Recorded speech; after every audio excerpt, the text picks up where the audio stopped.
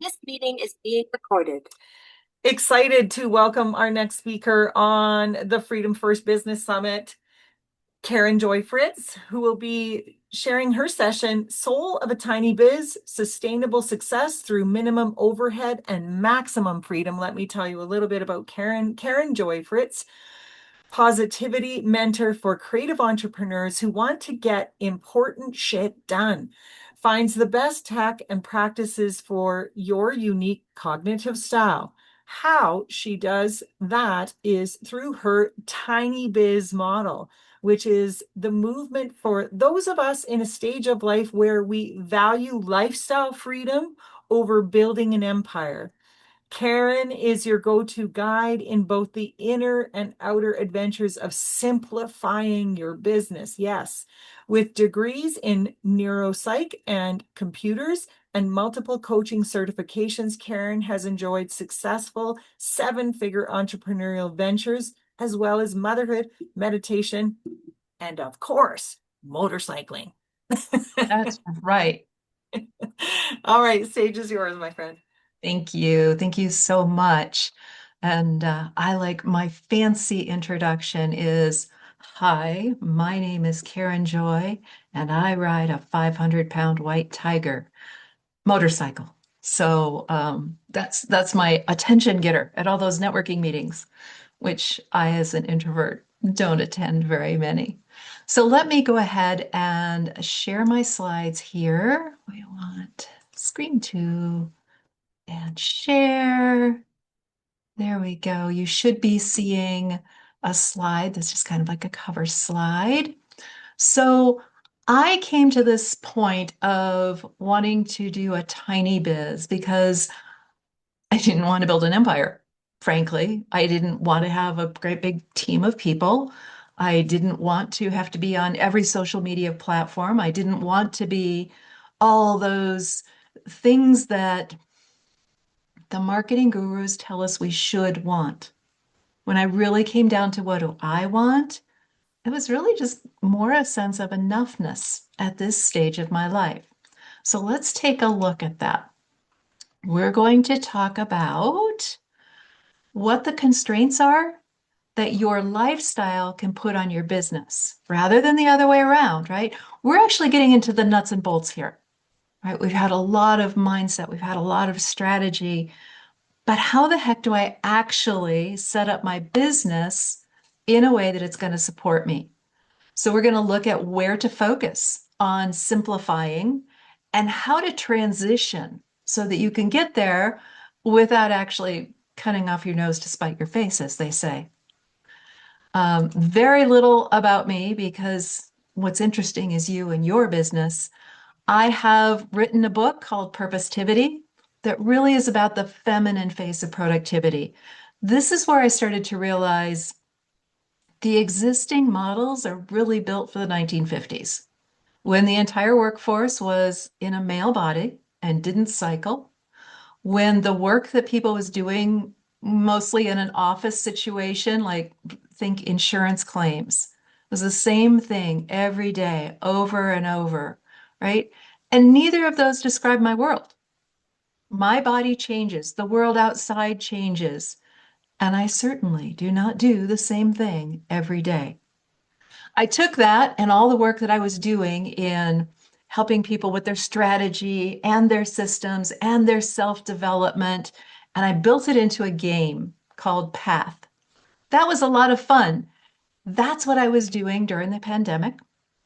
I was out in my camper van, farming different areas so that I could have a nomadic life. When word came down, it was time to go home. And as I sat over the next several months, I realized people couldn't handle the complexity of what I had been talking about. So I needed to simplify. And for me, really came down to, you know what? I'm just going to work with people on their tech. I have the neuropsych background, so I can help them find the tech that really fits the way their mind works. And that's what I'm going to focus on, frankly, because when I say, do you need digital decluttering or something like that, people are either like, yes, I do, or no, I don't. So it simplifies marketing for me. I also built out an app that helps you go through each morning and starting it's an open eyes every morning, open your to-do list, get your hands on the keyboard and holding your purpose in the front of your mind. Now let's look at what wants to happen today. So I've built a lot of things. I've had many customers, but really where I'm coming from is I want to see us have an economy where the solopreneurs and the very small businesses can be successful, can really be sustainable, both financially and energetically. So that as the corporate dinosaurs die out, we have an entire economy that's built on people bringing their personal values out into the world. So let's look at what that might look like in a tiny biz. We need to have the income, but it needs to be more than we don't want it to take all our time, but it's more than a hobby, right? This is really intended for people for whom this is not their primary income. They might have savings, they might have a spouse, they might be willing to lower their expenses if it gives them more freedom. All right. So the first thing is to really look at what are the constraints that you want, right? What is it about your lifestyle that needs to constrain your business? So here's a little exercise. Hint, the exercises have orange backgrounds.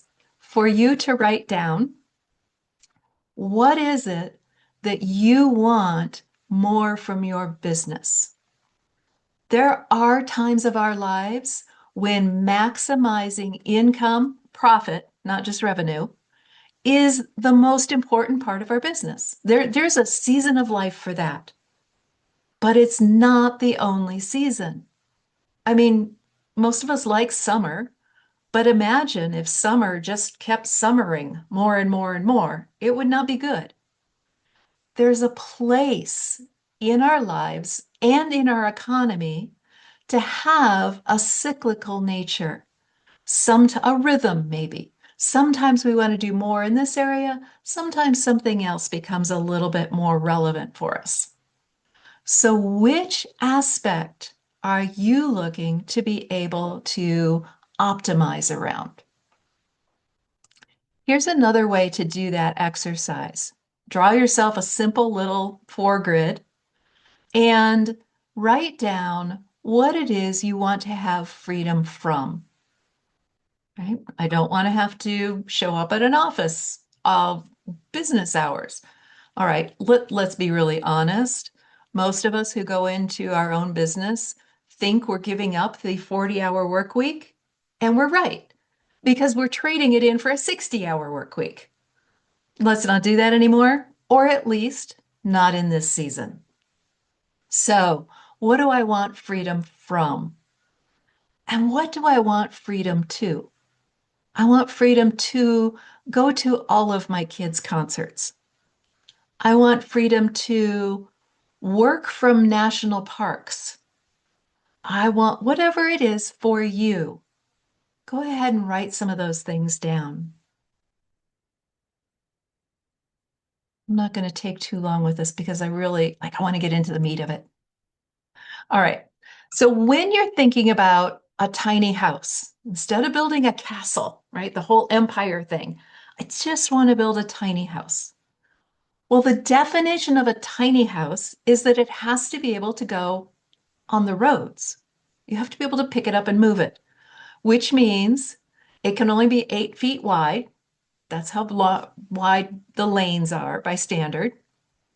Can't be more than 20 feet long. And it can't be more than 14 feet high, or it won't fit under most of the bridges. Okay? So there are constraints. All right. In our businesses, what we're looking at is a constraint that says, I am no longer available 24/7. I want to have my time back for me. I want to be able to use my money for other things. Certainly, there are things where I need to reinvest in my business. Certainly, there are things where my business needs to support my lifestyle. But I don't want to have a mindset that says, oh, if I could just make another $10,000, I could put it into the business and this would happen, or another $100,000, or whatever number of zeros you're working with.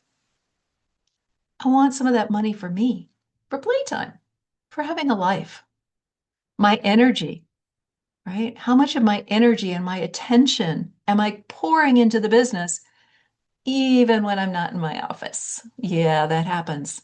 So, how do I reclaim my energy and attention? I want to have no restraints on my location, right? I want to be able to be a nomad, or I need to at least be enough of a nomad that I can move to my parents' town so I can take care of them as they age. Maybe I'll move back later. Makes it really hard to do weekly networking meetings if you move away. And what about my relationships? Right? I want to be there for my parents, or I want to attend those childhood events. So these are some of the kinds of constraints that lead us to consider, oh, maybe it's time to downshift. How many people out there in the marketing market talk about downshifting or how to do that or when, right? But there are real reasons to do it. It might be my purpose has shifted. I want to invest more time in service. Last Thursday, I got to go out and work on a woman build for Habitat for Humanity. What happens in your business if you just take a random Thursday off? How about my values? Are there certain clients that I want to really work with or pro bono things that I want to take on? How about my personality? Frankly, nobody should work with me if you can't deal with swearing.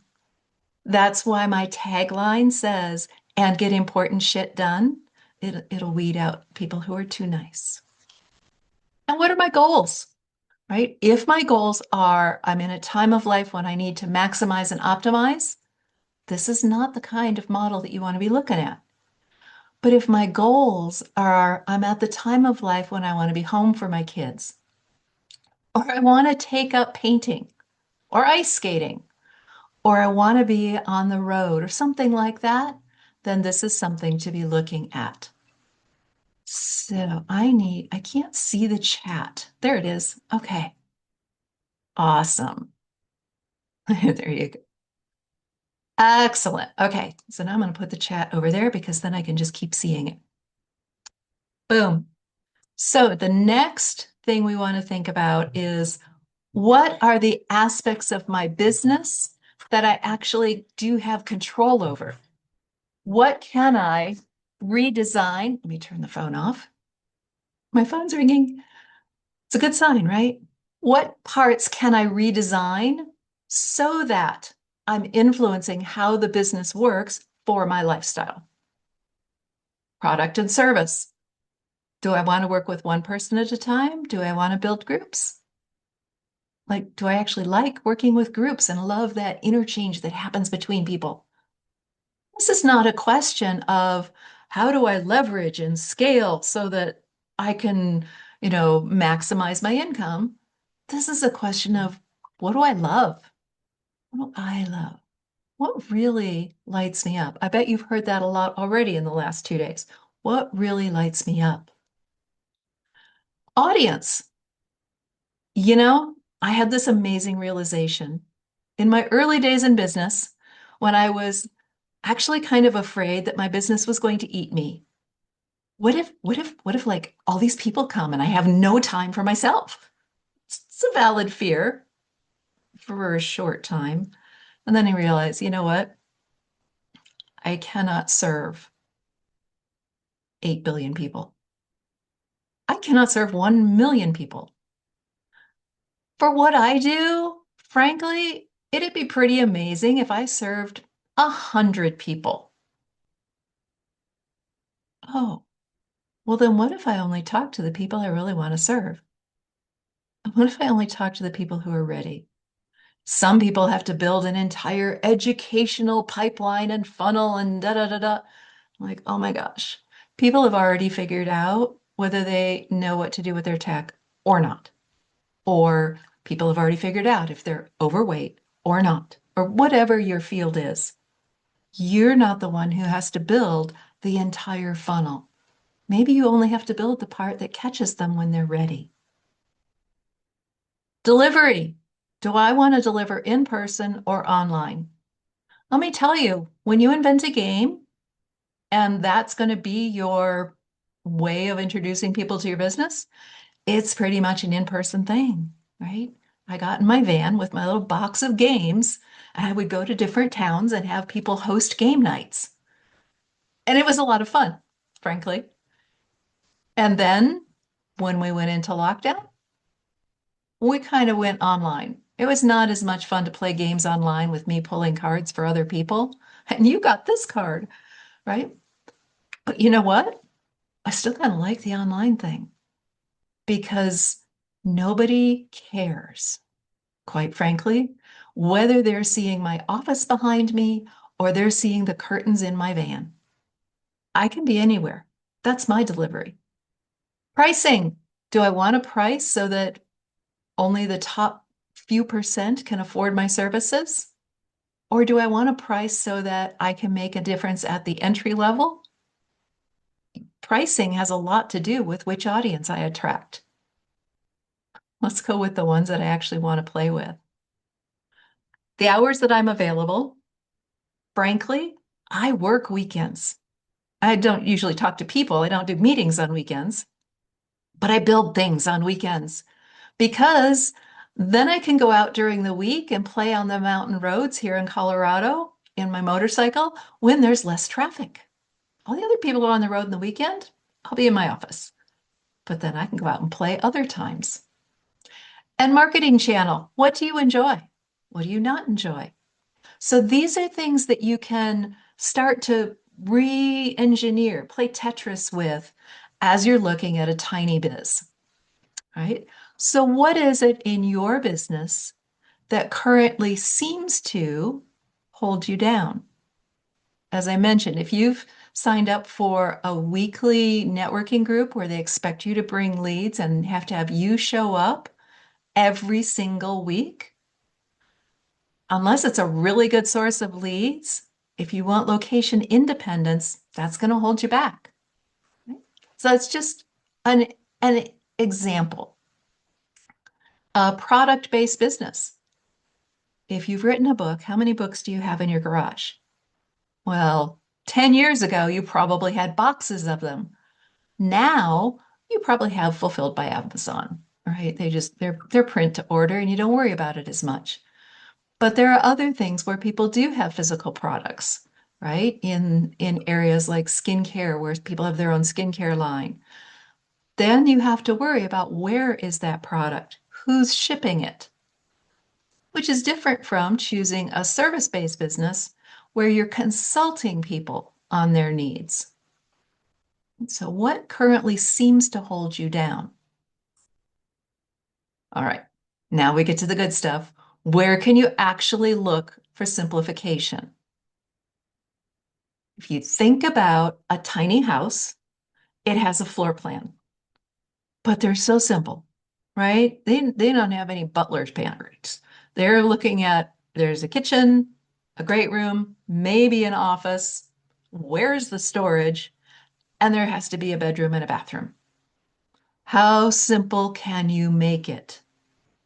Well, all right. So if I'm in the simplest possible tiny biz, how simple can I make it? I probably have to do some marketing. I have to talk to people about what I do somehow. I have some form of delivery. And then I do have overhead, operations. I have to take care of my finances. I should know how much I'm coming in and how I have coming in and how much is going out. I have the tech, right, to be able to do these wonderful Zoom meetings or to maintain my website or to do social media posting. The technology has to be there. I also have to think like a CEO. I have to have some form of HR. Even if it's just me, there's always that development plan, right? Can I tell you how much continuing education I still write off? Everything I love to learn about. And I love to learn about everything. So if I think about how do we lay out a business floor plan? A business floor plan looks like the business canvas, right? So this is taken from strategygeyser.com. And if I lay it out, there's marketing, delivery, and operations, as simple as I can make it. But front and center, I'm going to put my priorities. What are those lifestyle aspects that I want to have in place so that my whole life works, right? So this kind of a floor plan lets you basically have your business plan on one sheet of paper. All right. So how does it line up? Guess what? It's so much simpler than when you're building an empire. And keep it, well, we'll get that to the next one. Pick one marketing channel, social media or networking or referral marketing, whatever it is that truly lights you up, something you enjoy doing and your audience likes doing, so you can meet them there. One audience. I know, but it could serve everybody. And at this point, you don't want to serve everybody. So it's so much easier to pick one thing, right? I'm going to do mindset work, and it could be for anybody. Well, who do you think is hurting most right now? Go there. Maybe I'm going to serve nurses. Right? Mindset work for nurses. I bet you would still have more than enough clients for your tiny biz and still leave enough of a life. One promise of what you're going to give them, right? I know that many people can do Reiki and teach yoga, and they can do EMDR and. So find the one promise that you're going to be able to bring all of your tools to bear on. I'm going to help you with your stress, or I help parents with their relationship with neurodivergent children.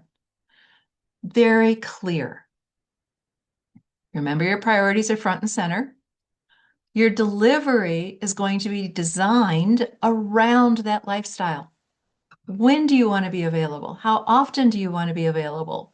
For how long at a time do you want to be available? Frankly, for me, I generally do on a project basis. I don't have any year-long clients. I don't have any clients where I'm on call in the background as their ops person forever. Do I answer questions? Yes. If somebody has a question, I'll deal with it. But I don't sign up and say, I will do that for you every day. Because no, I won't. My longest projects are about 90 days. And I just scope it out. Okay, here's how much I can do in that time. Here's our phase. And then at the end of those, I make them all end at the same time.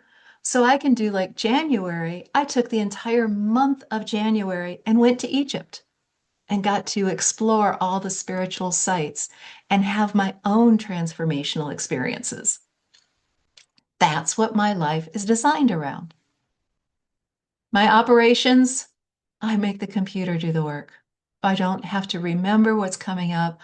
I don't have to hold in my head all the things that are on the to-do list. Put all that shit in the computer and let the computer do the work.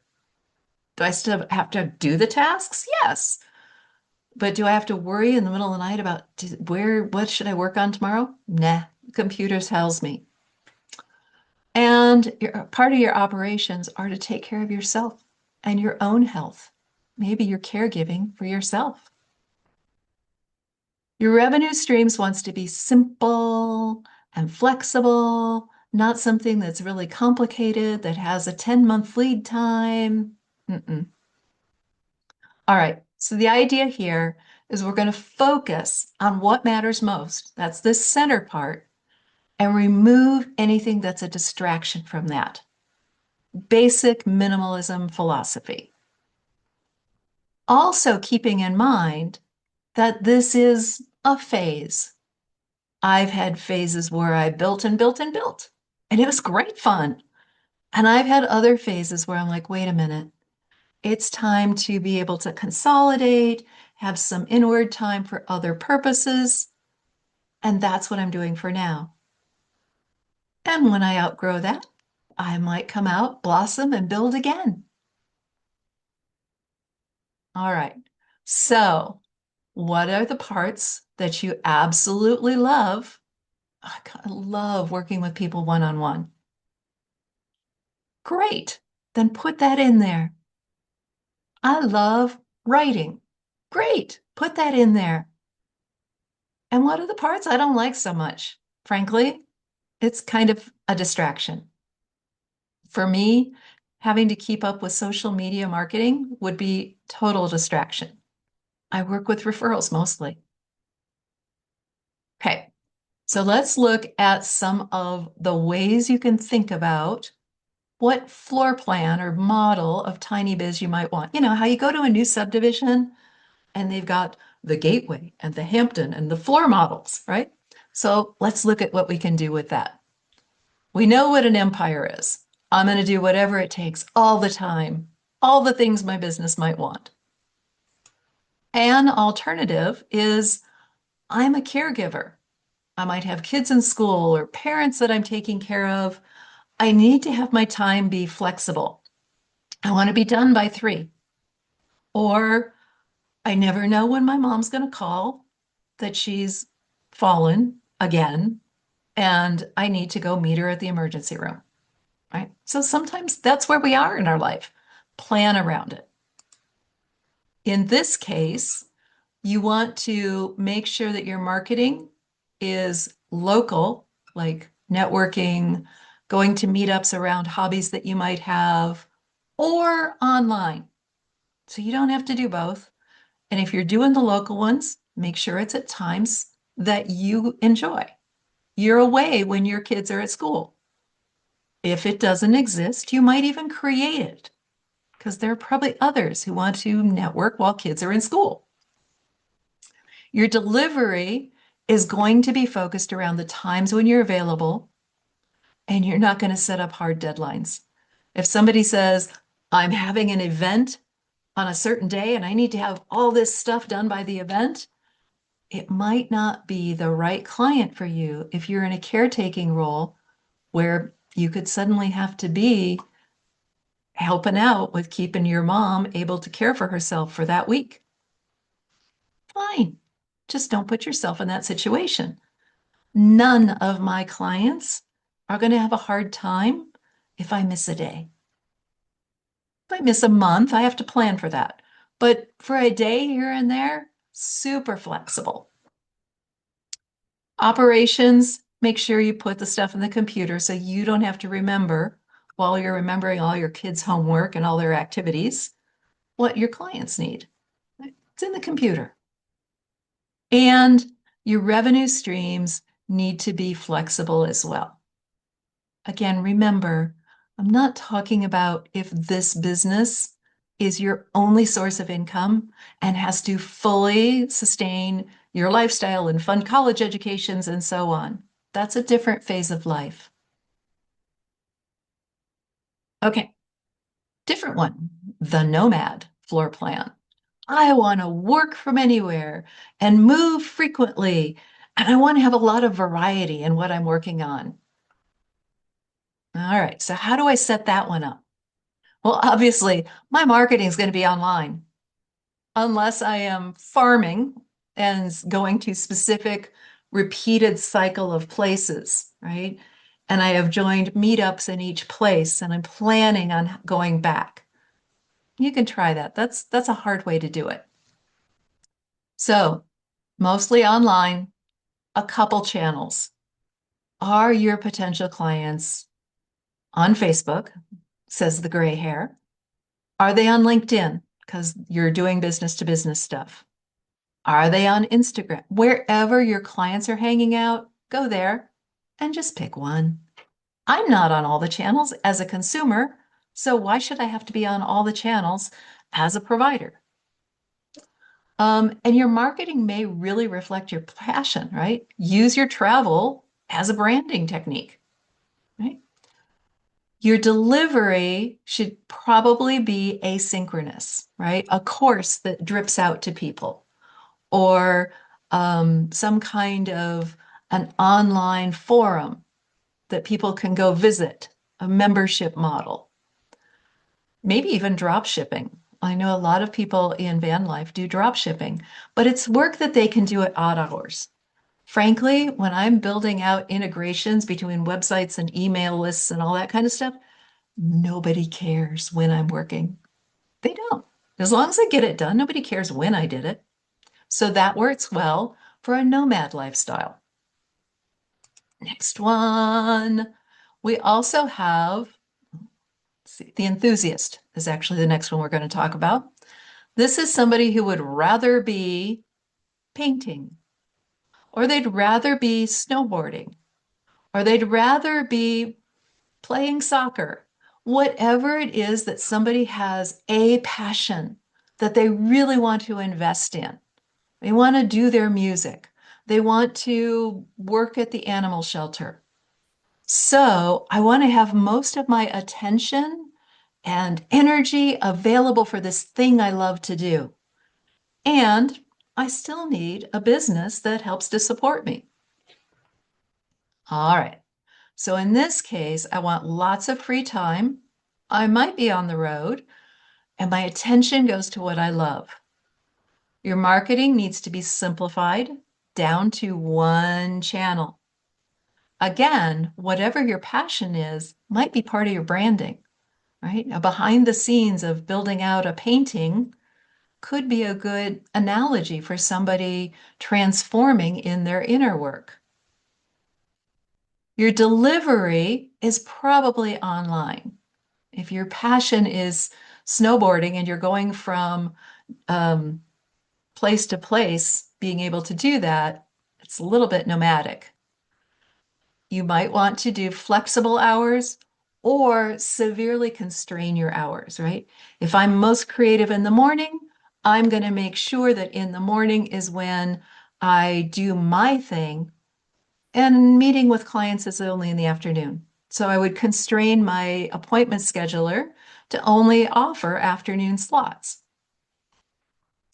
I need it to be really straightforward. I don't want to be spending a lot of time thinking about how I'm structuring my business during this phase of my life. Right? Again, you can go back and change it anytime, every time you want. Well, and you're not jumping too much, right? Don't be jumping around. Pick something that's going to sustain you during a specific time in your life. And you know what?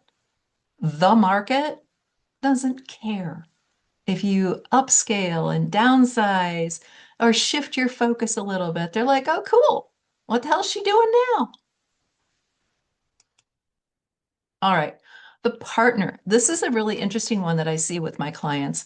A lot of times, the spouse is the primary breadwinner. But I want to have my own business too.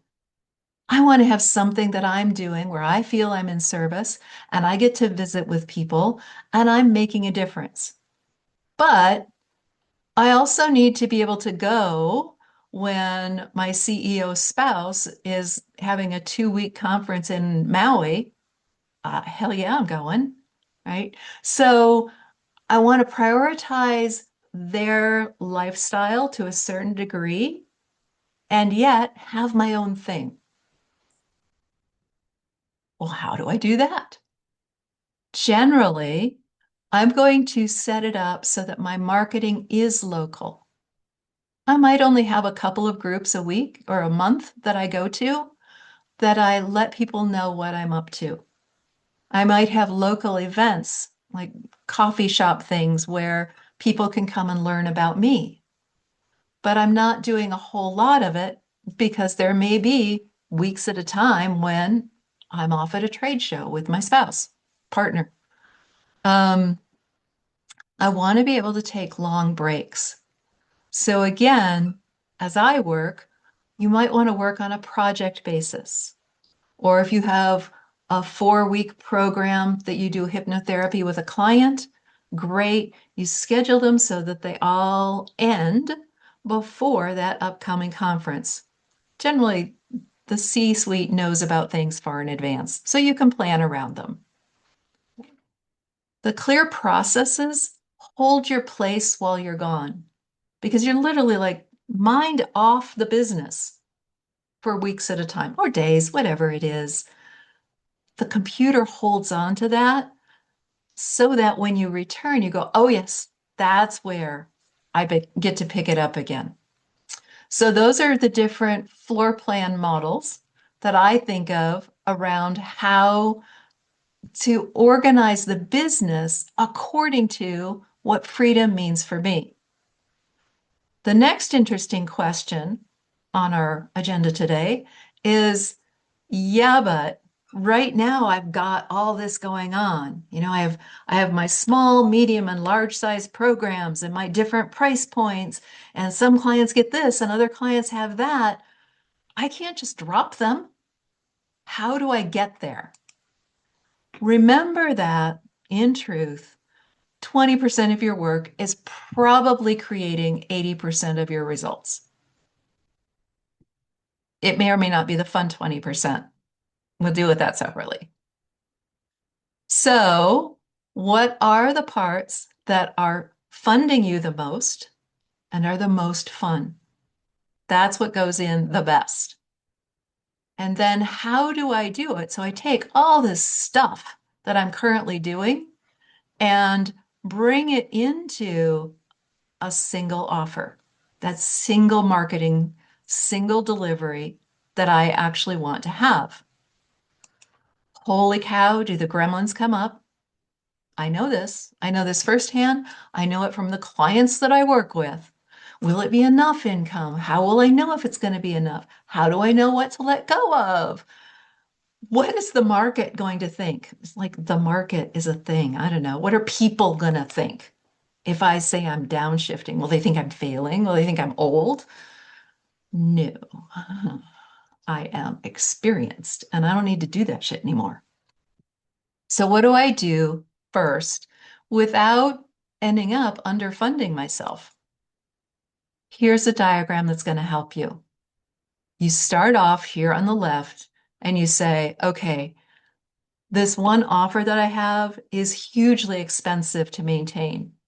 Maybe I have an online course that 3 to 5 people are in, but the platform costs me $500 a month. That might be the first one to start phasing out. So when this cohort is complete, we're not going to offer it again. Or for the people who are in it, I give them 3 months to complete, and then we're not going to offer it again.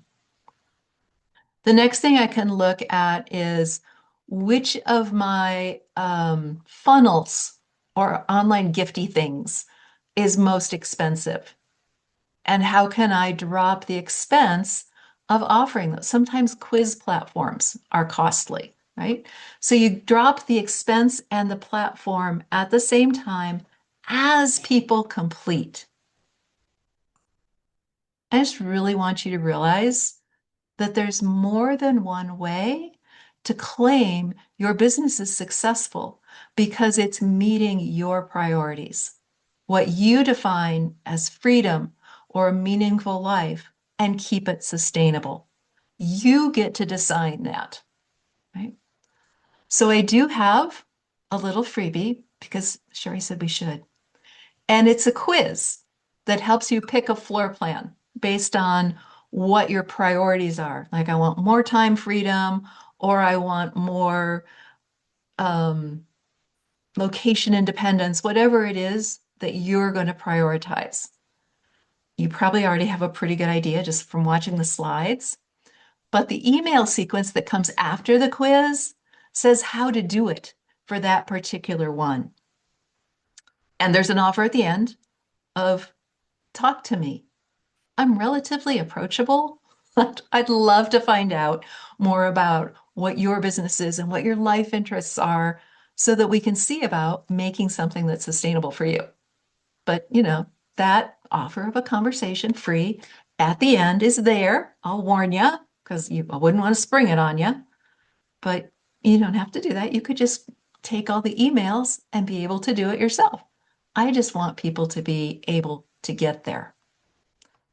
I do also have something for the VIP, and that is a live system audit. And for that one, hold on, let me go. I need to change my slide. So I think Sherrie has these URLs hidden. So I'm just going to go down here and change my slide. They're in the chat too. Yeah, okay. So let me do that. And then I go to the next slide. And that live system audit, again, this is for VIPs folks, is to actually get on the phone and look through all the tech that you're currently using. It's a tech audit. That's And what are you using for productivity? What are you using for your email? How many emails do you have? How are you keeping it secure? Just go in there and dig through it and say, these are the ones that are causing you friction. Those are the ones you might want to find other alternatives for. That's as far as the audit goes. And then if you want to work with me, we'll talk. So those are the two offers that I have for you guys.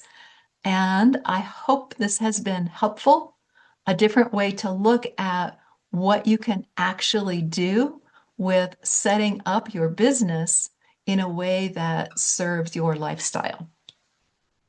I love it, Karen. I just love your concept of the tiny biz because it's like, yeah, sometimes it's just like, let's set it up for the lifestyle that we want to have. And I love it. You touched on the different lifestyle situations because sometimes well, I'll speak for myself, but I think many other, it feels like our business can be running us sometimes.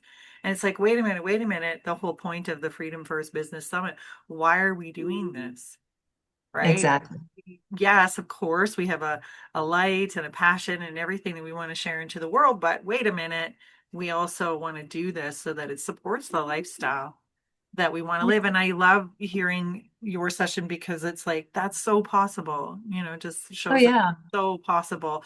And I love that you have the tech, side of it too, which is so supportive because like when you were talking about, the operations piece and like having your computer do things and stuff like this. And I, yeah, on that stuff, there's so many different things, and people have said to me, use this, and then I get on there and I'm like so confused. It's like this system is overwhelming for me. I don't want something that's overwhelming. So I love that you kind of chat with people and figure out, who they are and what works for them and their personality. So Right. Yeah. I think it's fun, right? But then I like Sunday morning productivity porn. So I'm just that person. yeah, I love that. Awesome. Okay. And I love that chart. That's so simple, but what a great place to start. What am I wanting to move from, moving to, what ties me down, and, what keeps me in my best and what keeps me like, I love that. That's a great, just an exercise in itself. So take advantage of Karen's quiz there. And of course, VIP link is there to take advantage of her VIP gift and so many others that live system audit I think would be really invaluable and so many others, so many others. So thank you, Well, Karen. you bet. I've loved being here. Always a pleasure. And I'm going to send you back to attendee land. Thank you. Thank you.